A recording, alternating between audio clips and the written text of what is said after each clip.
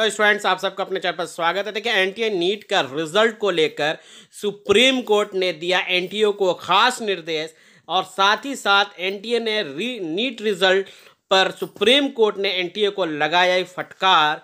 देखिए, ये केस जो है एक दिव्यांग लड़की का केस था जो नीट पर एग्जामिनेशन देने गई थी एनटीए द्वारा से, उसकी सुनवाई हुई जिसमें आज निर्देश दिया गया है। तो पूरी हम इस वीडियो में जानेंगे कि आखिर ये केस क्या था और किस प्रकार से नीट का रिजल्ट पर एनटीए को लगी है फटकार। सो डिटेल देखते हैं। सो स्टूडेंट, देखिए सुप्रीम कोर्ट से जो एक अपडेट निकल के जो आ रही है, देखिए ये सुप्रीम कोर्ट में एक केस हुआ था जिसमें एक दिव्यांग बच्ची के बारे में साफ साफ स्पष्ट में सुप्रीम कोर्ट ने निर्देश दिया है।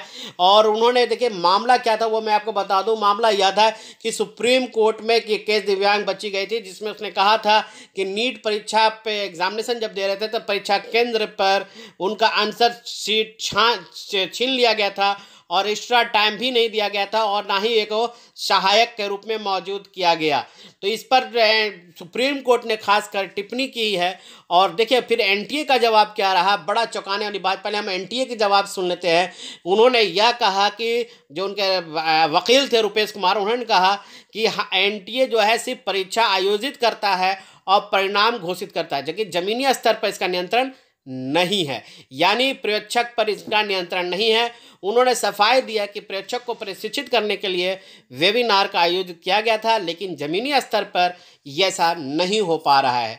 उम्मीदवारों से के लिए फिर से परीक्षा आयोजित करना, देखिए सुप्रीम ने साफ साफ बोला कि एक बच्चे का परीक्षा का आयोजित करना, उसे ग्रेस मार्क देना मुश्किल है क्योंकि पूरे मेरिट लिस्ट को बदलना पड़ेगा। जो मुंबई हाईकोर्ट के फैसले पर भी ये बात कही गई थी। सबसे बड़ी बात है कि छात्र ने कहा कि अधिवक्ता ने ऋषभ विद्यार्थी ने कहा उसने अपनी कक्षा 10 और 12 के 12वीं परीक्षाओं में 90% से अधिक अंक प्राप्त किया है, लेकिन अदालत की एक कलम से उसके झटके में उसका भविष्य बदल सकता है। देखिए ये सबसे बड़ी बात। तो फिर उन्होंने साफ साफ कोर्ट ने कहा कि हम आप देख सकते हैं कोई अनदेखी छात्र नहीं किया जा सकता, अदालत के सामने नहीं है। अगर हम कोई राहत देते हैं तो वो प्रभावित हो सकता है। यानी उन्होंने साफ साफ कहा कि एक को अभी हम फैसला दे दें तो सारे बच्चे, अभी बहुत ऐसे हैं जो कोर्ट से बाहर हैं, उन सभी पर भी फैसले पर असर पड़ सकता है। और सुप्रीम कोर्ट ने एनटीए को फटकार लगाते हुए कहा कि आपको विशेष सेगमेंट होना चाहिए ताकि यह देखा जा सके कि उन्हें क्या लाभ उपलब्ध हुआ है या नहीं। उन्होंने सुप्रीम कोर्ट ने यह भी कहा कि एनटीए को परीक्षा केंद्रों में ज़मीनी स्तर पर मौजूद अपने परीक्षक को प्रशिक्षित भी करना चाहिए।